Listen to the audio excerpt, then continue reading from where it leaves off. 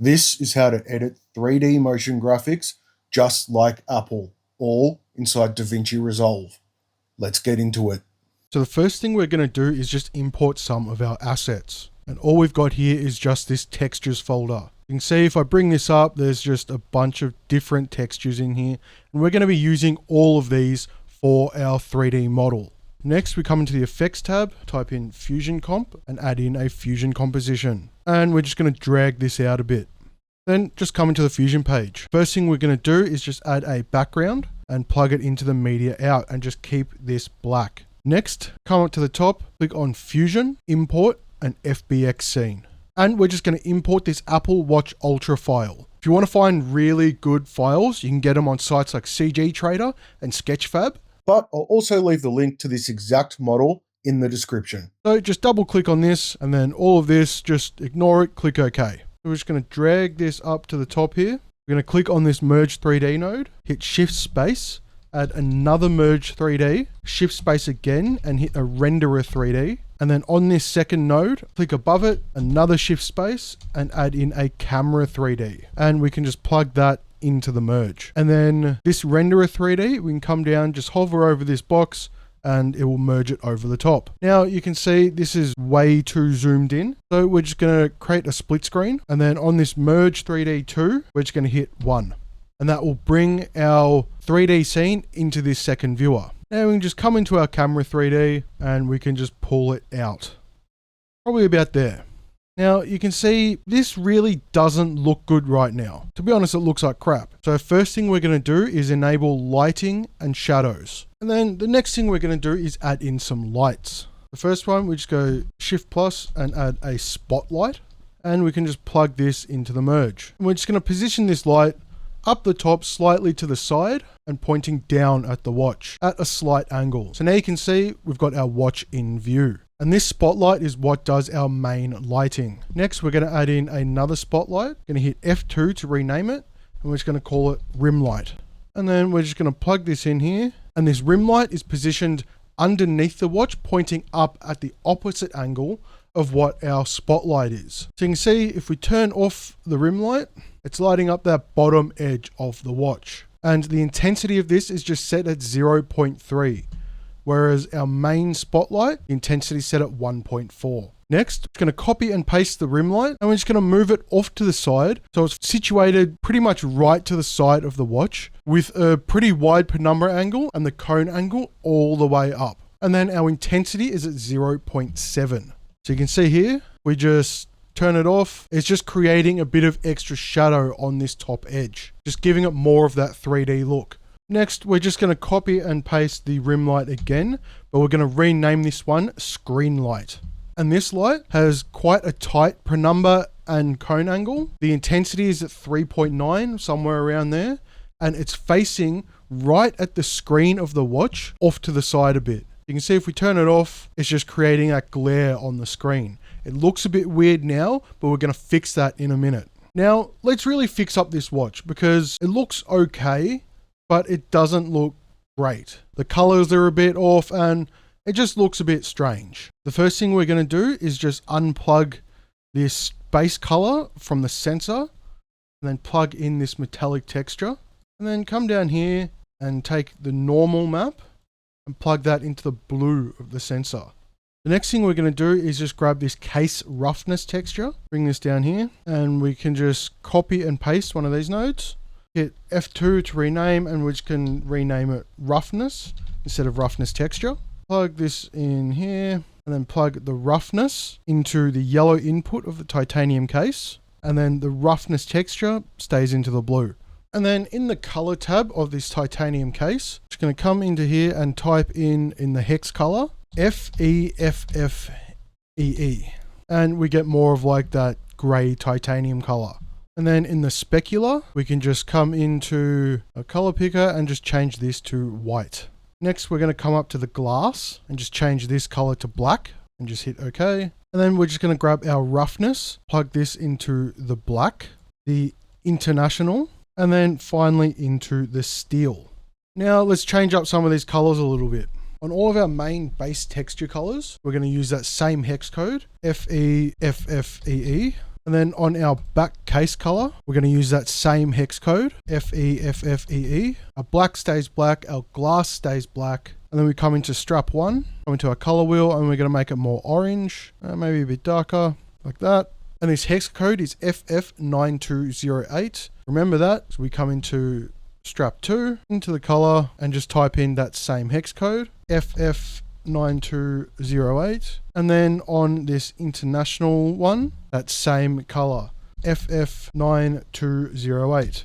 So now we're looking pretty good, but the screen is super boring. So let's fix that. First, let's come back into the edit page. And for this screen, we're going to use this really awesome pack called M Keynote 2 from MotionVFX. These packs are pretty incredible for this Apple style editing. So in our toolbox, we're just going to type in Keynote. We're going to come down to infographics and just drag in this circle diagram. So for here, you get this really nice like fitness circles sort of stuff. And the cool thing about this is they're completely customizable. So first off, we're just going to untick this out button. This is just the out animation. First, we're going to come into entry 1. So first, we're going to turn off the data. Then we're going to turn off the label, scroll down a bit more, and we're going to turn off the point. And we're going to do this for every single entry drop-down menu. Next, we're going to come into the diagram controls, and we're just going to reset this to the center. So on the X offset, just put 0.5, and that will put it back to the center. And then we're just going to turn down the glow gain a bit, and then we're just going to turn the glow size up a bit. Next, we just need a bit of a reference image. So on Google, I just found this reference image of some of like the Apple fitness squares. So we're just going to drag this underneath here, make it a bit smaller like that or so, and just push it off to the side. So now we're basically just going to resize all these rings and everything to sit the same as the Apple circles. First, we're just going to come into entry 4 and we're just going to turn it off. Come back into entry 1 and come down to the colors of the ring, which is this circle gradient. And so this first color, we just click this eyedropper. We're going to bring it to about here, change it to the blue. Click on this other little drop down on the dropper and just come to the other end. This isn't exactly perfect, so we're just going to bring it a bit closer to like green, about there maybe, pretty close. And we come into entry 2, down to the colors. Again, eyedropper, grab this green, and then get the lighter version. And then the same on the next entry. Perfect.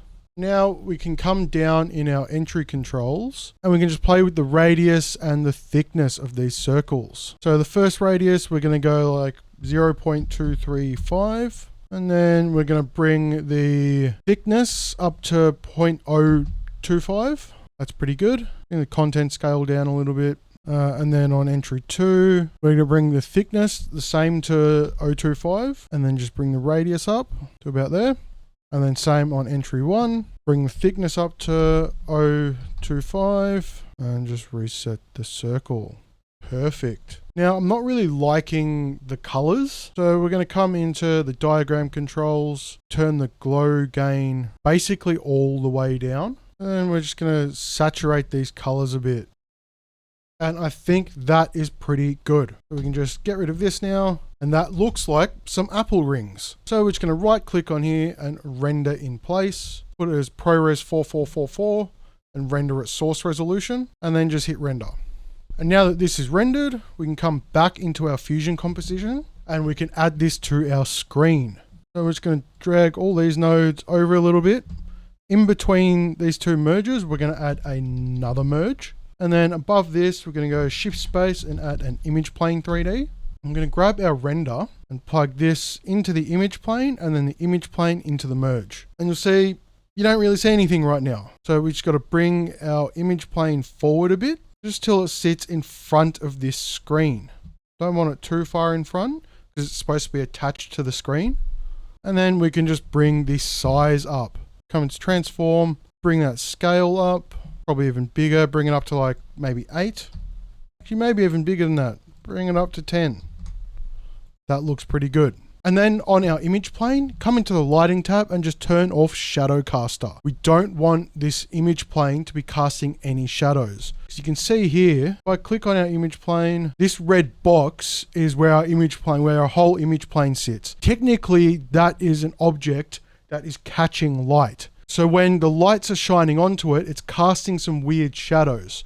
So we just don't want it to be casting any shadows in this case. Next, we just want to add in some text nodes. I've already pre-done these. It's basically just to build out the screen, just to make it look a bit more realistic. We got these text nodes in the SF Pro Semi-Bold. Our first one, plug it into the merge. You can see it's just this little activity text. Next, we've just got the time. And then these last two are our 3 dots down the bottom. This first one is just in white. And then the second ones are in gray. And then on the right on of our white 3 dots, we can just bring the endpoint down just so it only shows one white dot.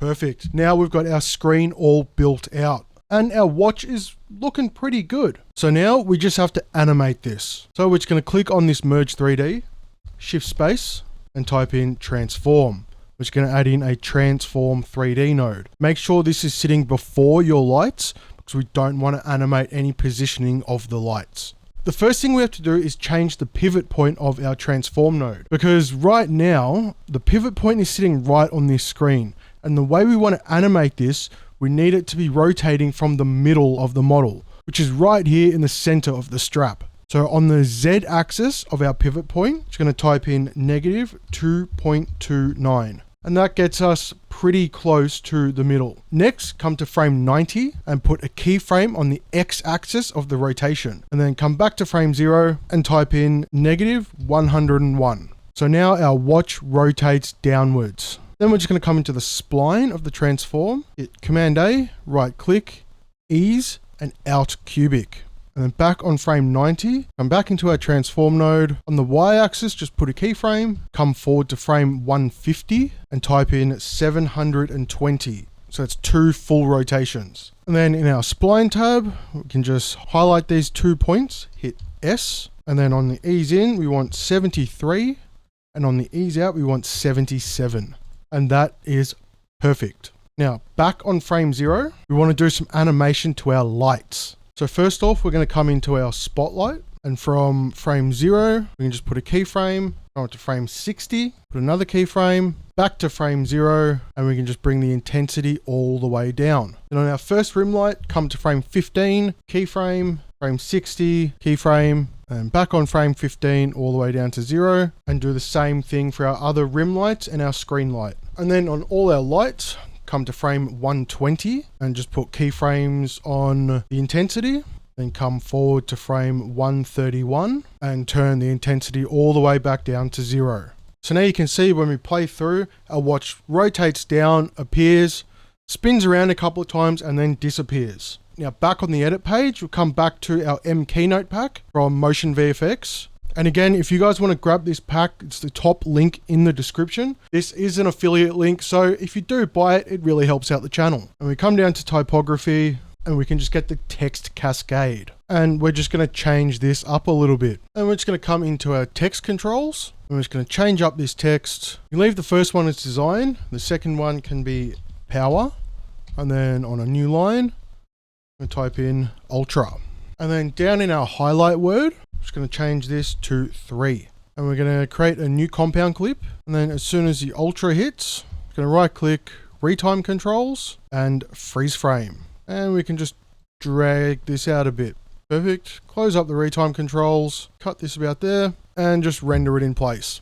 Now back in our fusion composition, first we're going to come to frame 130, grab a rectangle node, make it the full size of our screen, and plug it into our render 3D. Going to put a keyframe on the level, come forward 1 frame, and just bring that level all the way down. Then we can grab our text animation render and just merge it over the top of our background. And then we just come into our media into the keyframes and just drag this forward to frame 120. And that is how you edit 3D motion graphics just like Apple. And remember, if you guys want to grab the M Keynote 2 packs or anything from MotionVFX, make sure to go to the top link in the description and go grab yourself a pack today. And if you do, thank you so much, it helps out the channel a lot.